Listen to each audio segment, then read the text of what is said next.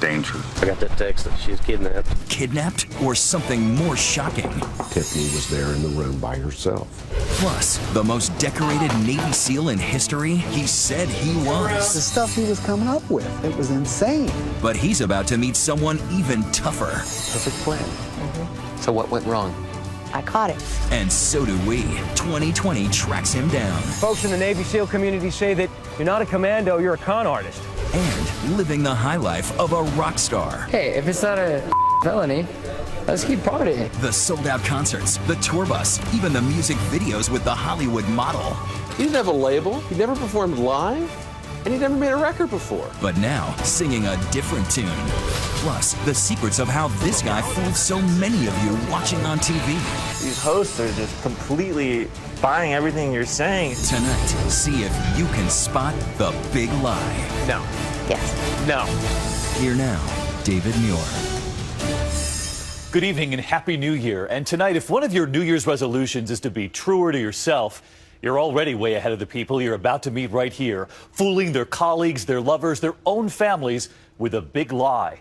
First, the woman about to get married kidnapped, even authorities tracking her desperate text message.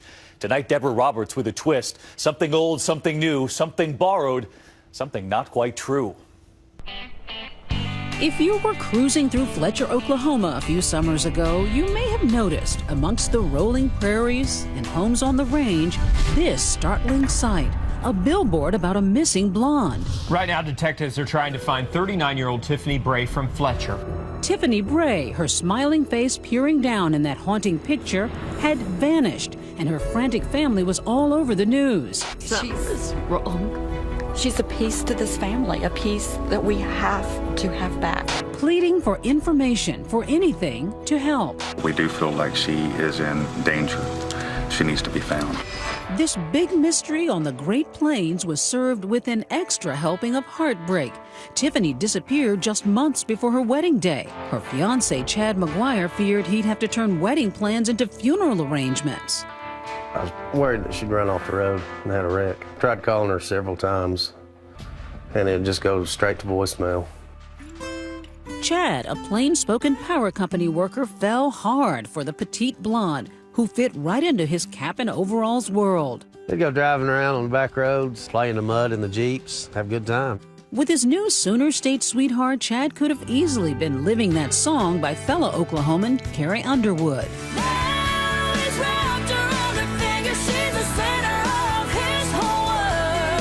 She seemed to be perfect. She cooked, she cleaned, kept up with the laundry.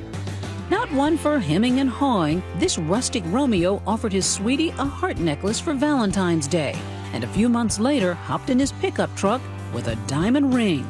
She'd hinted around, she said she knew, so I just gave it to her while I was driving down the road. Here you go. Okay, so it wasn't on bent knee, but Tiffany said yes, and the two moseyed down to Cozumel, Mexico to celebrate. We did snorkeling, drove around the island, went shopping and looking at the sights.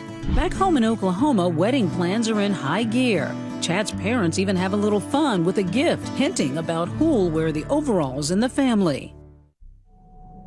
It all seems hunky-dory until one morning a few weeks later when Tiffany puts on a pair of camo shorts, some flip-flops, and hops into Chad's pickup truck to run some errands. The last text I heard from her, it was around noon.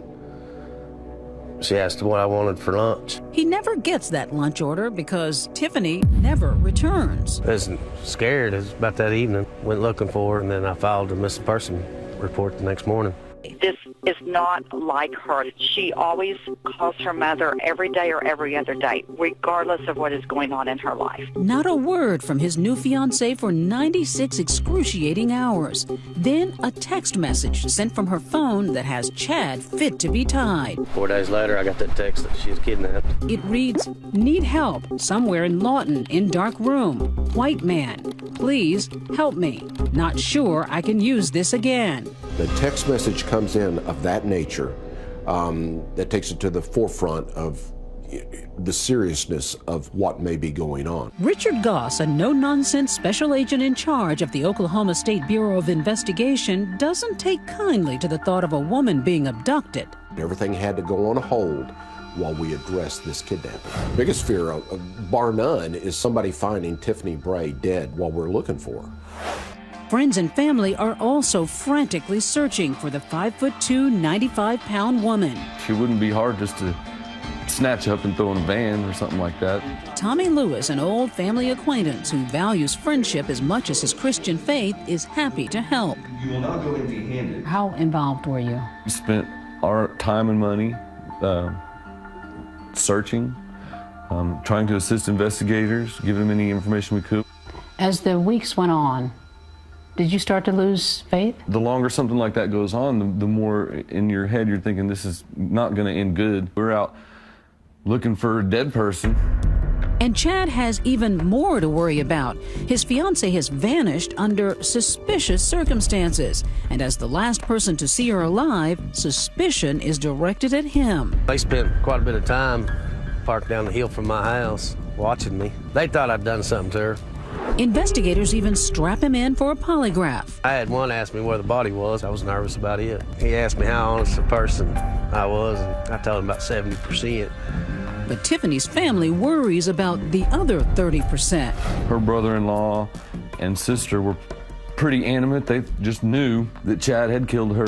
Tiffany's family told the story tears through town like a twister, and fortunately, the whirlwind coverage leads to the first major break in the case. It was brought to the attention of a former employer looking through a computer that she had access to, and they had discovered some email exchange between Tiffany and a man in Texas.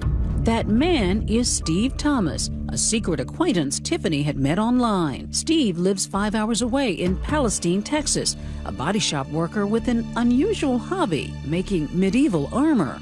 Investigators are soon hot on his trail. The next stop, obviously, is find the man in Texas. They soon track Steve's cell phone, not to Palestine, but 360 miles south to coastal Corpus Christi. The cellular provider was right on the money as far as the location of the phone. That location, this no-tell motel. Still to come, Special Agent Goss barges in and is flabbergasted by the suntanned face he finds. Tiffany was there in the room by herself. What happened to Tiffany Bray? She'll tell a tale as big as Texas for the first time when we return. And coming up later, they're all action, these Navy SEALs. But he was all talk, and none of it was true. It was all a great big fraud. Will he pull out his karate chops on 2020? Later on The Big Lie.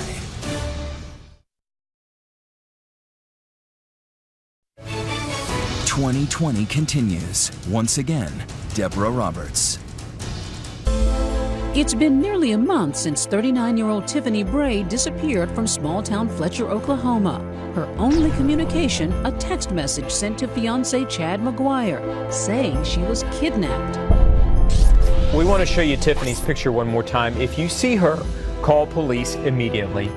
A massive manhunt is underway. Special Agent Richard Goss and his team think Tiffany's secret online friend, Steve Thomas, may know something, so they track his cell phone to this motel in Corpus Christi, Texas. We had to find her and ensure that she was safe as quickly as we possibly could.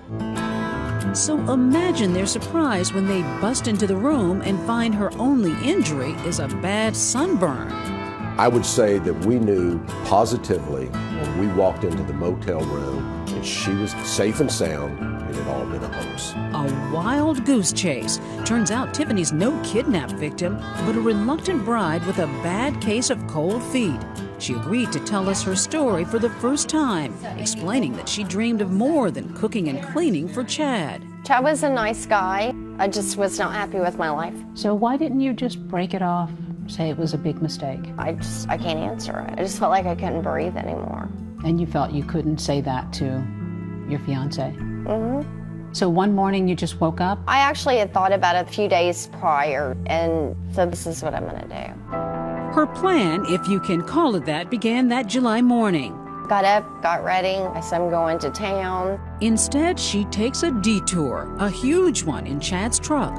She cruises 70 miles up I-44 to an Oklahoma City pawn shop and literally sells off her fiancé's heart. His heart necklace, that is. How much did you get for your necklace? Like $60 maybe. chump change that would barely pay for a tank of gas. So later, off goes the $2,500 engagement ring to the pawn shop too.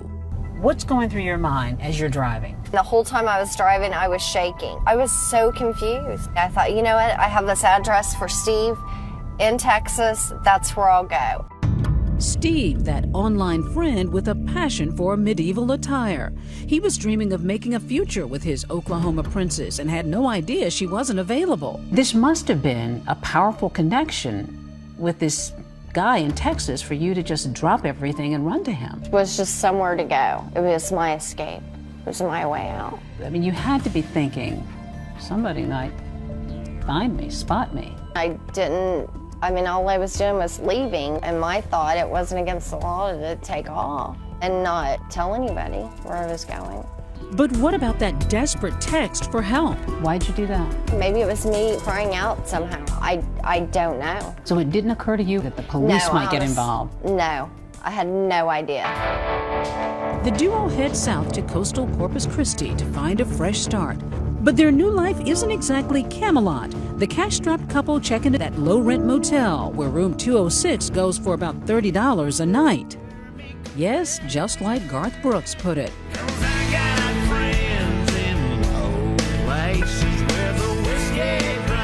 What did you do with yourself those days? Absolutely nothing. Once, I think we went out shopping. Occasionally, we go to a fast food or something like that. It was a far cry from the fancy Mexican vacation she'd just taken with her fiancé, Chad. Are you feeling bad at all? I wasn't in that clear state of mind, I guess. You just try to block that out somehow. But there's no blocking the cell phone signal of her Texas squire.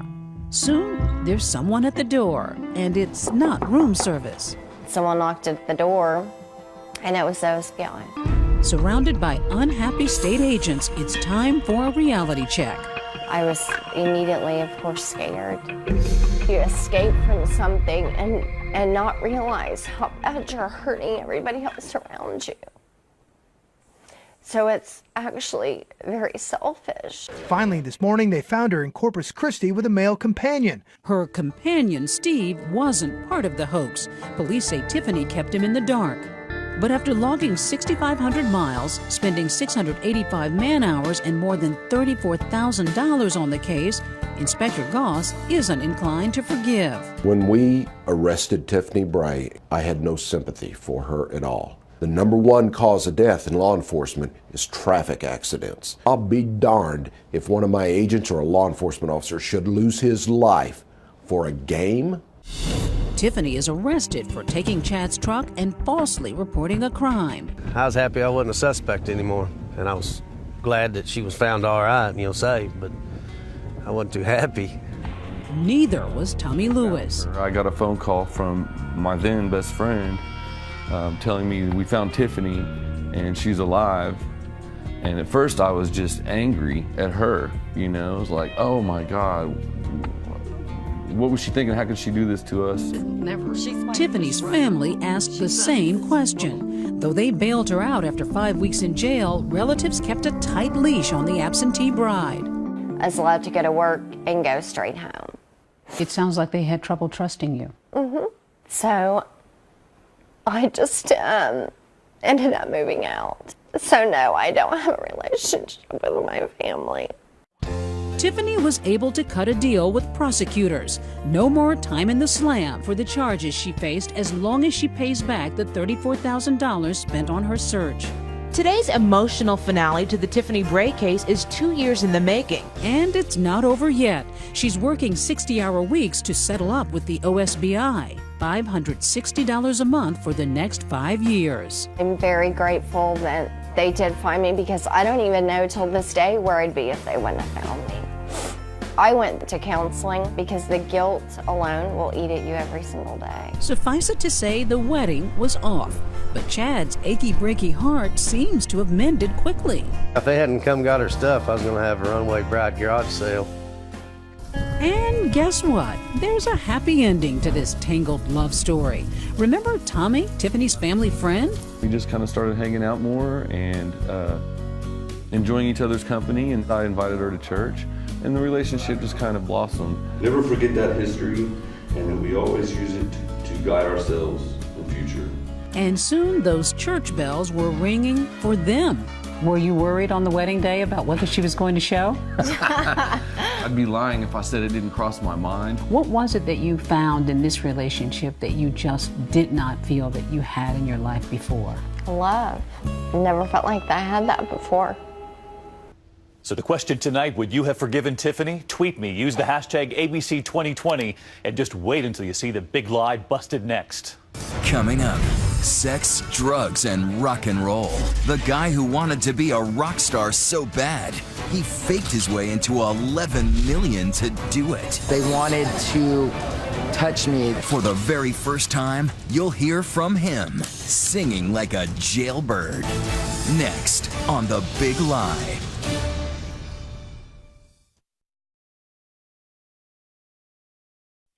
It's impossible to know who's going to be the next Beyonce or Bieber, but this guy had it. The sold-out concerts, the decked-out tour bus, the slick videos with the Hollywood model. But there was a big lie in those lyrics, and here's Chris Conley.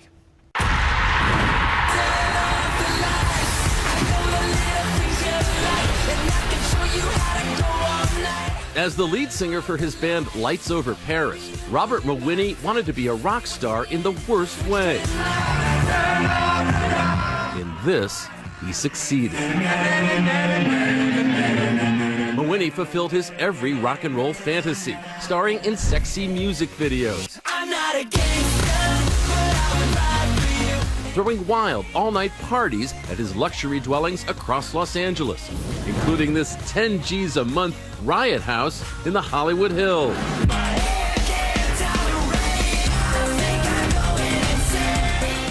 No idea where all the women came from. Loud party, misdemeanor. Hey, if it's not a felony, let's keep partying. Hitting the road with no expense spared. Spraying pricey champagne off the balcony of a penthouse suite. Deploying an in-concert money gun. You really like the idea of shooting money into the crowd. Even building this one-of-a-kind, fabulously appointed $750,000 tour bus. It's called the Future Liner. This window here will go all the way around like 270 degrees. Really cool. Over here is just going to be, lounge area, TV on the wall. He had all this and a key rock star prerequisite, tons of apparent self-confidence. But most of all, Rob Mawhinney had serious stacks of cash. I basically had an endless bank account with money inside of it. What no one realized until the bill came due was that all of it, the whole star-spangled shebang, was not what it seemed to be. A big lie. Right from the get-go, a complete lie. As a teen in Orange County, Mawhinney idolized high-energy rock bands who'd climbed the ladder to multi-platinum success, like Blink-182. But by his mid-20s, he and his homeboys weren't going anywhere. Lights Over Paris had no recording contract, no gigs, no merch. Yet somehow, Rob had cheddar like a Cracker Barrel, brimming with bank and the urge to spend it on things like trips to New York City. It was crazy. There was a lot of booze, a lot of champagne, and the hotel suite ended up getting trashed at the end of the trip. Brian King had responded to a Craigslist ad to be a videographer for Lights Over Paris. What he saw in New York, no rock, but a whole lot of high rollin'. I didn't observe any shows or any rock and roll. He got a bunch of his buddies from LA. They all flew us from New York. Go! Go! One of their friends, they got him to streak through several blocks in Soho. But then the 5'6" frontman, now calling himself Rob Tall because why not, landed in an LA recording studio, doing a Lights Over Paris album with professional musicians, even a string section in support. One small problem. He didn't have a label, and he'd never made a record before. A lot of people didn't really know what the deal was with Rob. People just thought he was a really wealthy guy who wanted to be the next Blink-182. But with his Blink and You Missed It rock resume, Rob dug deep for top-shelf help. A choreographer, fat rhymes from the rap star Game. I'm used to leaning back in the hood, rolling backwards back to and a six-figure video. Cast from a pool of women, the star is the femme fatale in Lights Over Paris's Turn Off the Lights, stunning Olivia Hart, scream queen of sci-fi's Sharknado-esque TV movie Arachnoquake, spotted a lag in Rob's swag. I got in the transportation van and I knew that it was Rob sitting right next to me, the guy that I was going to be kissing that day, but he did not say a word to me. I think he was a little bit nervous. You can't make out with your teeth on. No, I know, I'm just saying for that part. After the scene, he's like, that wasn't as scary as I thought it was going to be. It was definitely a first for him, and he let me know that. Olivia says she soon began to wonder about the source of Rob's boundless bankroll. What did he say to you when you asked, where is all this money coming from? He told me that when his grandfather had passed away, he received some inheritance. I was working with my grandfather, and we'd buy lots, we'd buy land, and we'd build houses on them, and it succeeded, and I made a couple bucks. It was a big lie. Yeah, I know that now. He had a problem with people thinking he just walked into having money. In fact, Rob had walked into banks and asked for millions in loans. The loan officer in the bank asked Mr. Mawini to provide proof of the statements that he made in the application regarding his assets and his income. To loan officers, he produced documents listing $8 million in stocks, and this accountant prepared 1040. 4 different banks issued Mawini loans to the tune of $11 million. But as Lights Over Paris toured, it turned out there are some things that money can't buy. Like fans. A couple girls told me about a sold-out show about this band, Lights Over Paris, and so I wanted to come see what was going on. When rock photographer Derek Brad got to the North Star Bar in Philadelphia, those on stage nearly outnumbered the audience. There was less than 10 people here. It was sold out because Rob Tall had bought all the tickets. Only the Lights Over Paris street team couldn't even give them away. Then on October 1st, 2011, the night they were to play the Roxy on LA's Sunset Strip, Rob didn't even show up, sending a DJ in his place. Why wasn't Rob doing a show? I guess his high school reunion was that night. And how about this for a remix? That's the DJ getting served on stage with legal papers intended for Rob, now way behind on his Riot House rent. The parties were over. 1 year later, Rob was arrested in Miami. The $11 million in loans and the documents he submitted to get them? Yeah, about those. The tax return was entirely fake. And the CPA, whose name was on the letter, we interviewed, and he said, Robert Mawini, never heard of him. Then there was that big money in stock statement from Schwab. This is what was submitted to the bank. And yes, it says here $8 million total account value. That's correct. And then we obtained from Charles Schwab itself the account statement for the period May 2009, and here you can see the value in the account, 0. Another big lie. Another complete fabrication. Rob was charged with multiple felonies and would plead guilty to 4 counts of making false statements, would take responsibility for his actions in court, and would be sentenced to 7 years in prison, from where he called us exclusively with a mea culpa for all that madness. The thing I regret is kind of losing control. My lifestyle was crazy, and I was hoping deep down that I could rectify the situation and pay these things back. Now, between his Bible study group meetings, Rob says he's taking guitar lessons. Turned out Rob really wasn't a gangsta or a player. Why would I spend so much money on a tour when we're not U2 or Green Day?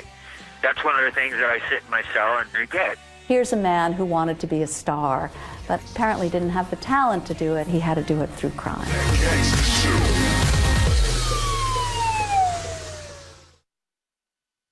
Next, he said he could do all this as the top Navy SEAL. But what he was really great at was lying. It was insane. And he's about to meet his match in the unlikeliest person. The Navy SEAL wanted to fight you mano a mano. Yes. Next on The Big Lie.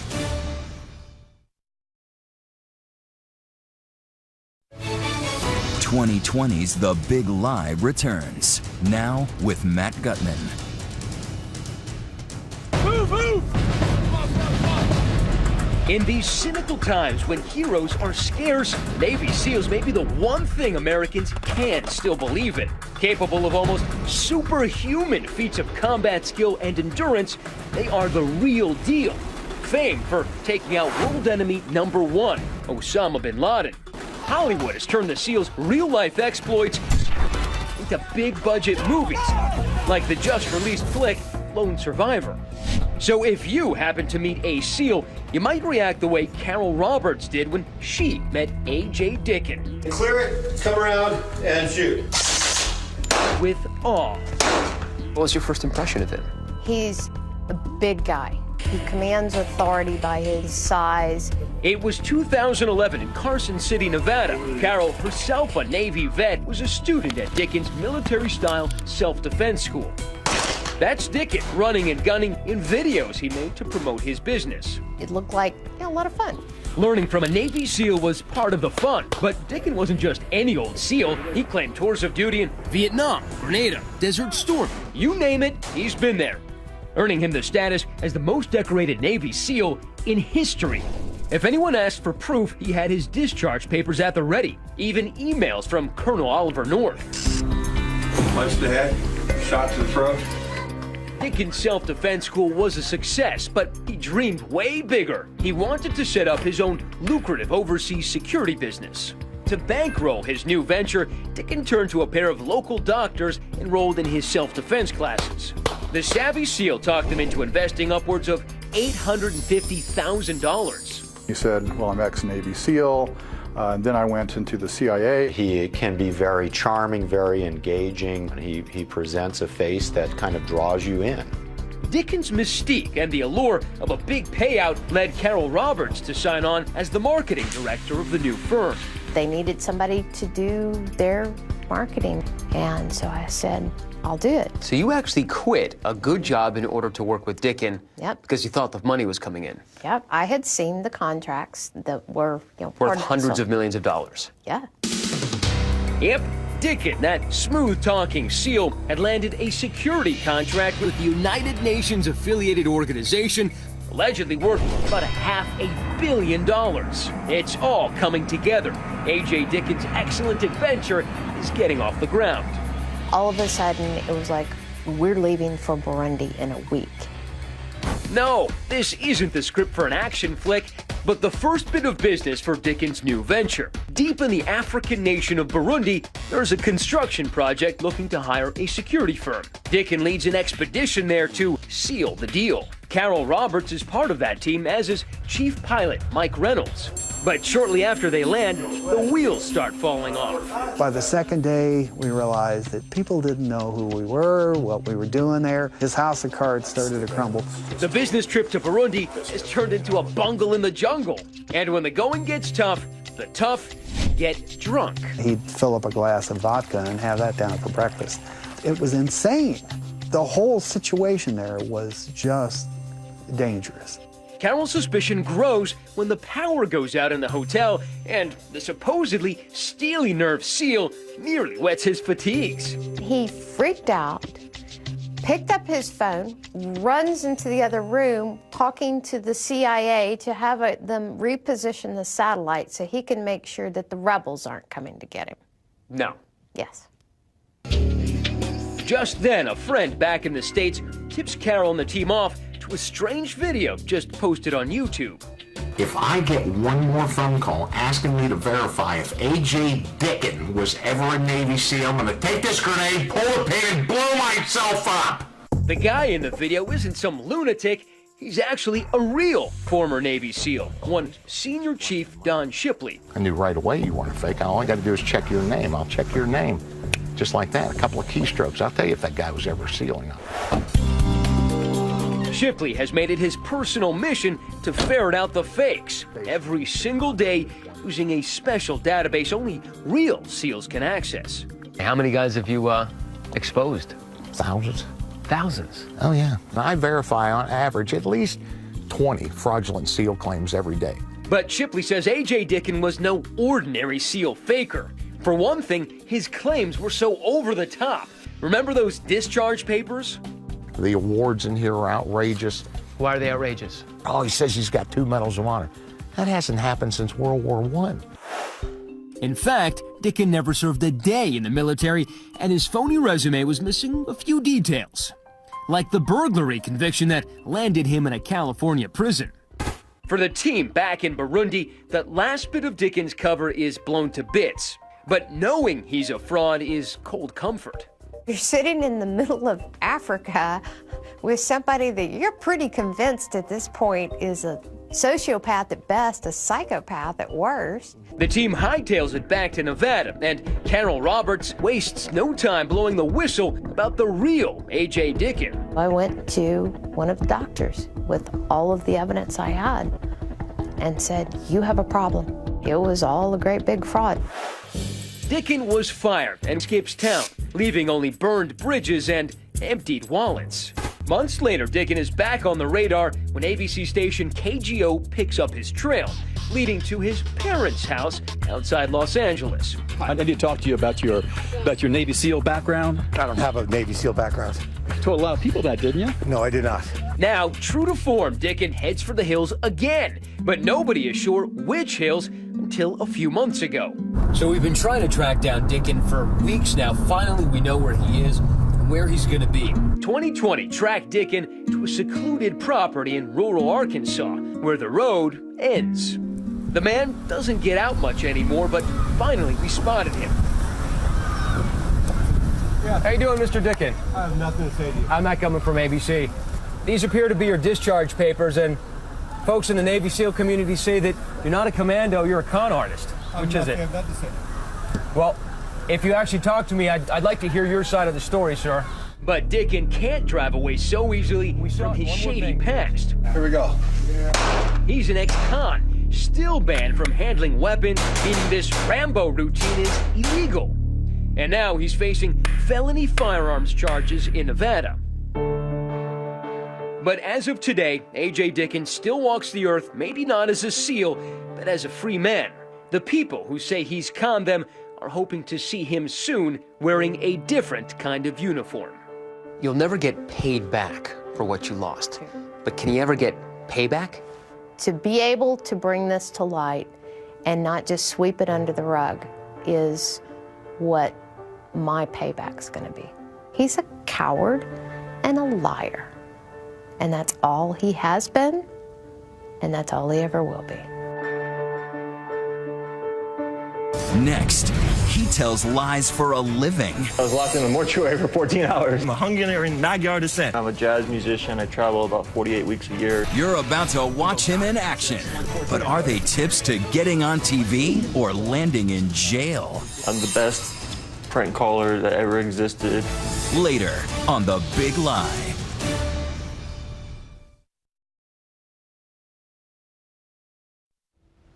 Tonight, the man you might have seen on TV before. Perhaps you were riveted by his story. The problem is, each time he appeared, it was a different story, fooling TV hosts and producers and so many of you at home. So is he a comic or a criminal? You decide. Here's ABC's Nick Watt. Kenny Tarr is a rather unusual TV star. Here, you're watching Ken, a gypsy king with an eye for the ladies on the Bill Cunningham show. I'm a Hungarian Magyar descent. That means that the man can go gallivanting off with another woman as long as he is direct and tells her the truth. And this is Eddie on the Trisha Goddard show, where he told the world he's a trucker with a gambling habit and a penchant for prostitutes. Do you have sex in your truck? I've had sex in my truck before, yes. These hosts are just completely buying everything you're saying. On Judge Alex, Kenneth Kenyon Tarr was a plumber with an unusual complaint. I was locked in the mortuary for 14 hours, you know? You were locked in? Yeah. Okay, now I have to hear this. So will the real Kenny Tarr please stand up? Truth is, this clown is a 32-year-old college dropout who lives in this modest apartment in Hollywood. He's single. Hi, how you doing today? I was looking to speak to someone in the literary department, please. He's an unsuccessful writer and stand-up comedian. You guys actually work for a living? Wow. I wish I don't know.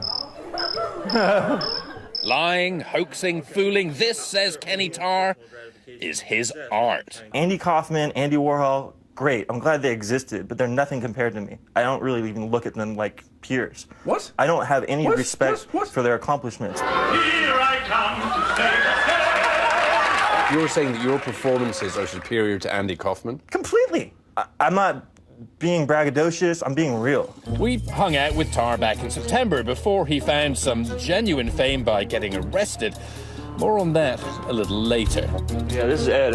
He invited us behind the scenes for this exclusive glimpse of his process, spinning yarn after yarn for reality show producers. I'm a jazz musician. I travel about 48 weeks a year. Tarr does it, he says, for the creative thrill. Do you enjoy it? Do you get a rush? Is there adrenaline? I feel like, just like Robert De Niro or just like any other actor feels. Hey, Shireen, I just got back from Somalia. How are you? Calling shows and doing things like that. I feel most creatively satisfied. So how does Tarr get on these shows? How does he persuade producers he's legit? I mean, the producers of Unfaithful on OWN believed he was an international security expert caught in a faithless relationship. I couldn't believe how easy it was to have an affair. How did he convince Judge Alex's producers that he was that plumber? They don't check out your story too deeply. Yes, they do. And I always have to fabricate usually some sort of documents. So I give them the form, oh yeah, I'm plumber, sewage vault, blah, blah, blah. Judge Alex only just found out that Kenny Tarr was a fake. I was just dumbfounded because he had me totally convinced. Judge Alex tapes 9 or 10 shows a day when they're in production. We've been burned a couple of times with cases that we thought were real and turned out to be fake. I've taped almost 1,400 cases, so that's not a bad ratio. Tarr says his success rate is about 1 TV appearance for every 12 crazy pitches. My computer was damaged, and I sued my fiance, and then we went to France, and she left me at the altar in Marseille. His first TV hoax was back in 1997 on a show called Forgive or Forget. Tarr claimed he'd stolen his brother's fiancée. Has a producer ever busted you? No, they don't dare call me. Because at the end of the day, they're always like, wow, this guy is so over the top. This guy is so good for TV. This guy is such an interesting story. We got burned. Some of them pay an appearance fee, maybe $100. They all pay for flights, hotels, and food. I always tell them I have a job that pays me and they need to reimburse me for wages that don't exist. That's fraudulent. Is it? I don't know words like that. And on the court shows, there's a payout. Tarr's career earnings, maybe $20,000. So he's not really doing this for the money. We asked an expert who refers to people like Tarr as serial hoaxers why they do it. This is an individual who may see these other folks as being much more successful than he is, who are much richer, but in his mind, they really don't deserve it. Have you ever had a psychiatric evaluation? Oh, absolutely not. I keep myself out of the whole world of, like, people knowing who I am. Are you actually Kenny Tarr, or is this a fabrication? You're looking at Kenny Tarr right now. But back in September, Tarr told us it was getting harder to hoax TV shows. I mean, don't you think that every talk show producer now has a photo of you above their desk? They should. Hi. So Tarr hit the phones. Again. He says this time he targeted about 36 basketball and football coaches. I'm the best